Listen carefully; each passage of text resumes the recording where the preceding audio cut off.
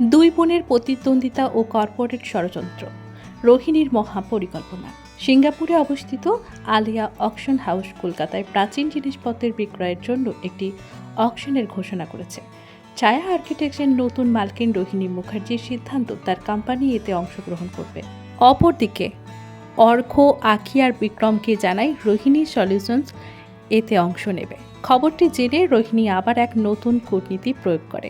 দুই বোন কৃষ্ণা আর আখির মধ্যে রেষারেষি তৈরি করবে। অর্ঘ অবশ্য এই সমস্ত বিষয়টির মধ্যে এক টুকরো আশার আলো দেখতে পায়। তার দুই মেয়ে কৃষ্ণা আর আখি এই পুরো বিষয়টা কিভাবে সামাল দেবে তাই নিয়ে একটা নতুন প্ল্যান তৈরি করে।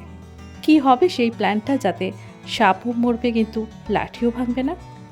আগামী দিনে কি হতে চলেছে জানতে দেখুন রামকৃষ্ণা, প্রতিদিন সন্ধ্যে 7:30টায় শুধুমাত্র কালাস বাংলা এবং জিও সিনেমায়। পাশাপাশি টলি রিপোর্টার চ্যানেলটিকেও সাবস্ক্রাইব করে আমাদের পাশে থাকতে ভুলবেন না।